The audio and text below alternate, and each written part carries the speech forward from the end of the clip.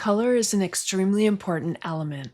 Learning the various methods and how to apply color will open up a wealth of creativity into your workflow. CSS colors let you change the look of things. We can apply color to text, the background of various elements, and we can use it with borders, among other things. There are different ways in which you apply colors to your project. These include named colors, hex colors, RGB values, RGBA values, and HSL values. I'll show you how all of these work, and then we'll focus on the most commonly used techniques. When you're trying to decide which color type should use, here's a quick overview. If you just need to build something quick and simple, use a named color. If you want to have millions of colors available to you, you can use hex values. This is the most common way in which we apply color. RGB allows you precise control of mixing the colors together. RGBA is similar, but it also allows you to add transparency. And HSL is used for color tweaking. It's a more practical way for you to adjust specific values of your colors. Let's jump into our working document so that we can see how we can apply these in a practical environment. Here I have a document that I've set up for us to work with. I've already linked to a brand new external CSS file. And as you can see, I've made a header that has an H1 and an H2. Then I have a main element with two articles. The first article has an H3 and some paragraphs. Each paragraph has its own unique class assigned to it. I'll be using the classes so that I can apply different colors to the paragraphs.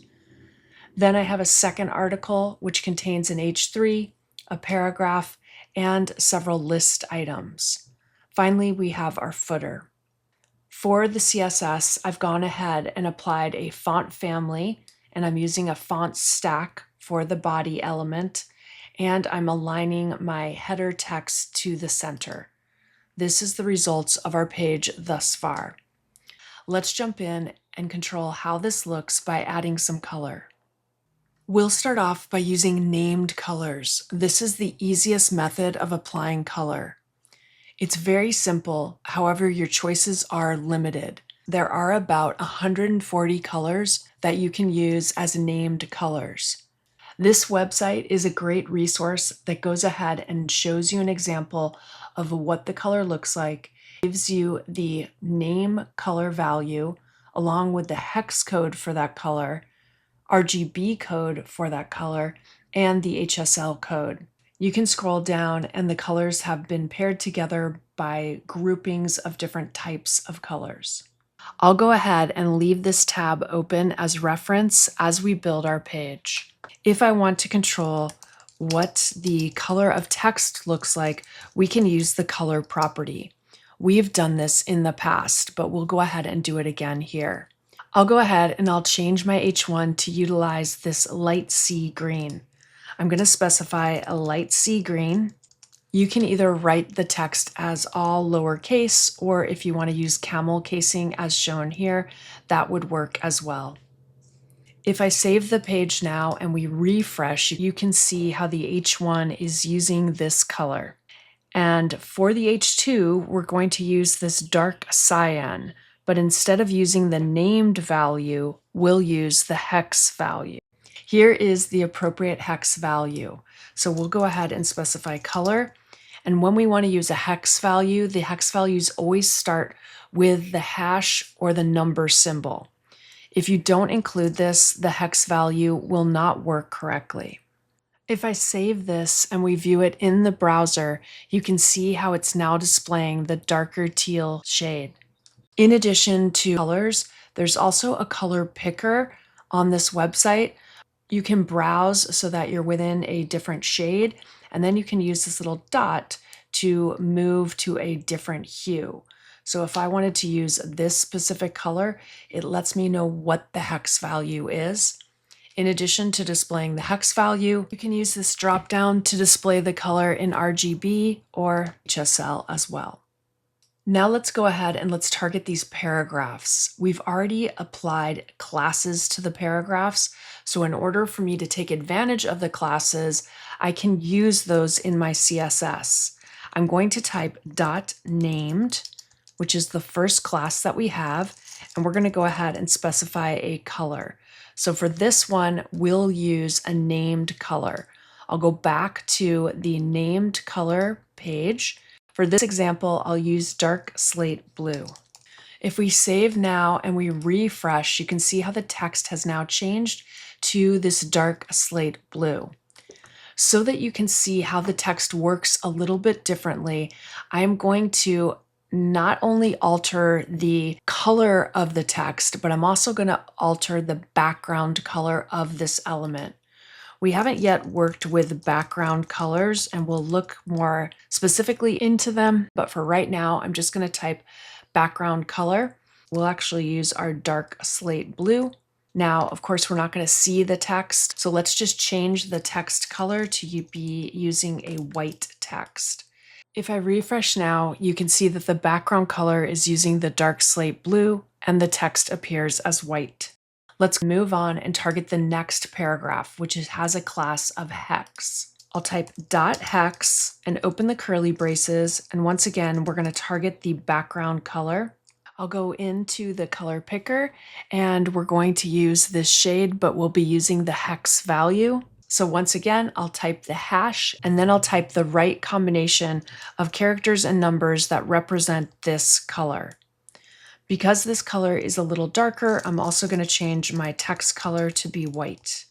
If we save the page and we refresh, you can see that those changes have occurred. And let's go ahead and use the colors that I've specified in my HTML, just so our page makes sense. Now we'll move on to the RGB paragraph. Once again, I'm going to use .RGB. I'll open the curly braces and we'll set the background color. I'm going to come to my color picker, and instead of referencing a hex value, we'll go ahead and change this to the RGB value. The RGB values are just going to display the color using a mix of red, green, and blue.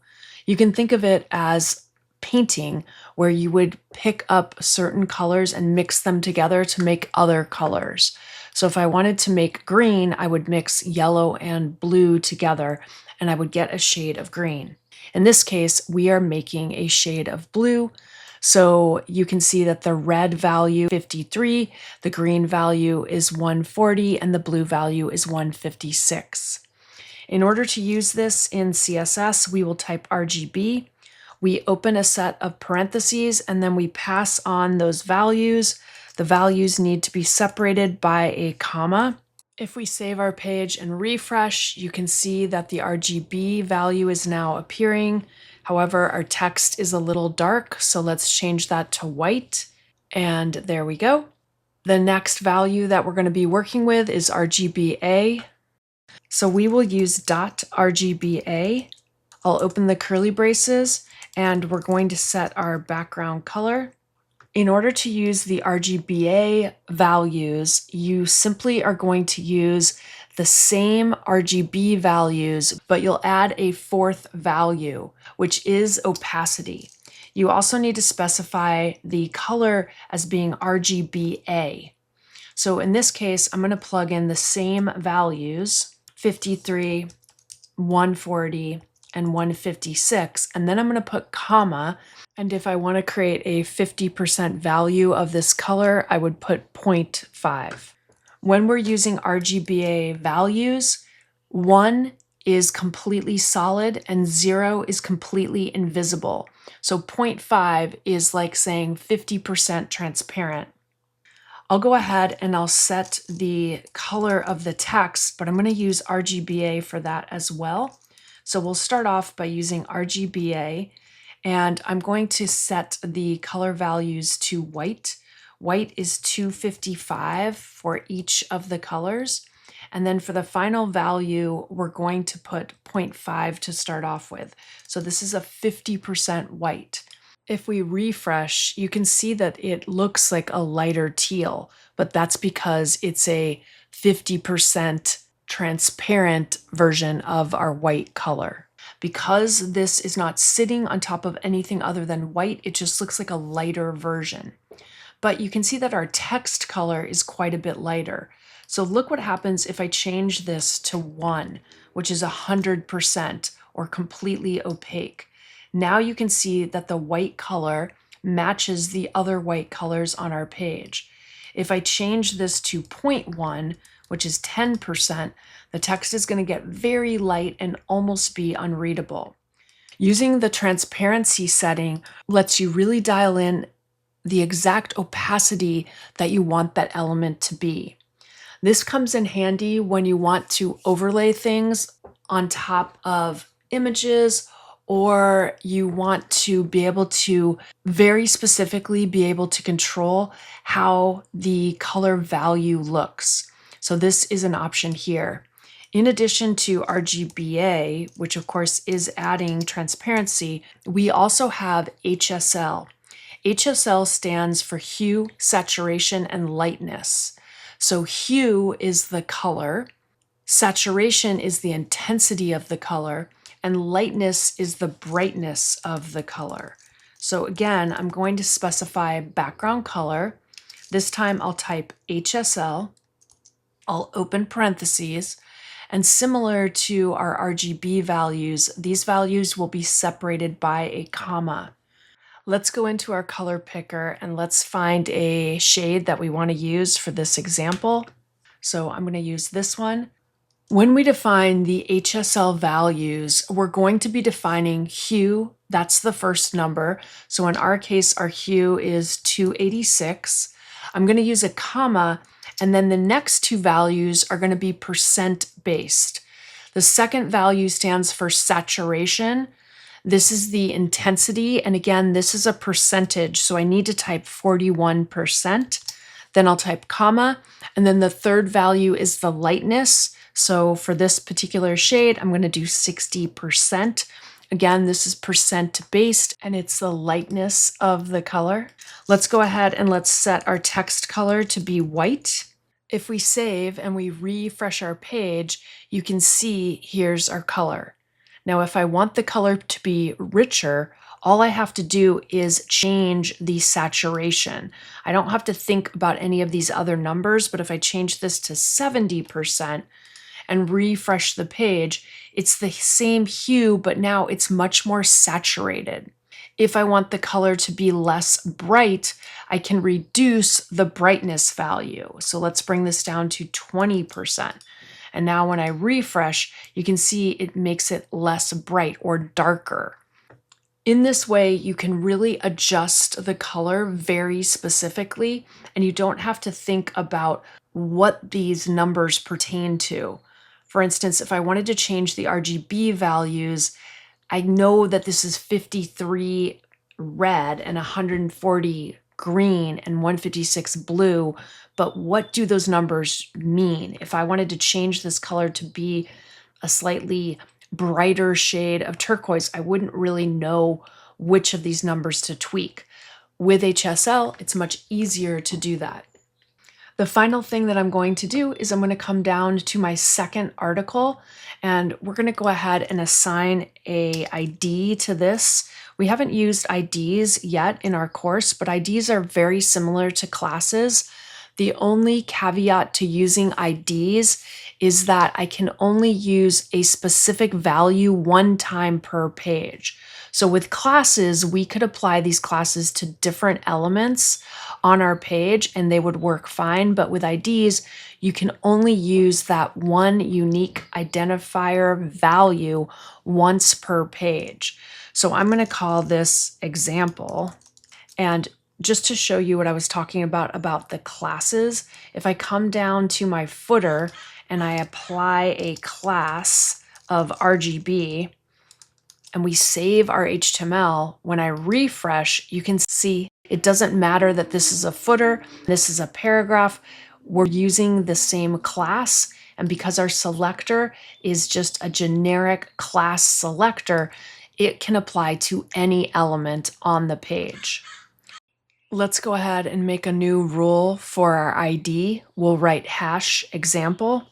When we target IDs, we specify them by using the number symbol or the hash symbol. And for this, we're going to set up a color combination. When you're thinking about what colors to use, a beginner formula that I've outlined right here is the 60-30-10 rule, which basically says that 60% of the color is the main color. That's the background color. 30% is our secondary color, and then 10% is the accent color that will affect buttons or highlighted information. You generally start with a base color. So what I'm going to do here is I'm going to set the background color on example to just be a base color. I'm going to use a hex value of F5, F5, F5. This is a very neutral and light color of gray. It's almost white. Generally, when you want to have a starter or base color, you want to pick a color that is like a white, a gray, a beige, something that is neutral and not too vibrant. Then we'll go ahead and we'll pick the additional colors to use. So in this case, I'm going to use this for the background color. I'll go ahead and I'll specify the actual text color. This is going to be my base color. So let's go into our color picker and we'll pick a dark blue, like a navy blue for our base color. And then the final thing that we're going to do is we're going to use a different color for our list items. So I will target the list items. I'm going to use hash example space UL. This will target an unordered list that is a descendant of the example ID. And in this case, we'll pick a accent color to use. Let's pick a goldy orange shade. Again, I'm going to use a hex value for this. So we'll just specify our color and plug in the hex value. If we save our page and we refresh, you can see this section of the website has a very light neutral background. We're using our navy blue for our text, and it looks like I misspelled good and I wrote God. So let's just change that to good. And then for our unordered list, we are using the gold color or our accent color. When starting off, it's great to not use too many colors. A general rule of thumb is to just use 3 or maybe 4 colors. You also want to make sure that the colors that you're picking have high contrast, so it's easy to read the text on top of the background. Something like this, where the text is very similar in value to the background, will reduce the readability and make the text difficult to read. And you definitely want to avoid using overly bright colors everywhere on your page. You can pick a bright color and use it as an accent, but don't go crazy with it. Have fun using color. It's a way that you can really modify and enhance your website and start to make it look beautiful and much more visually compelling.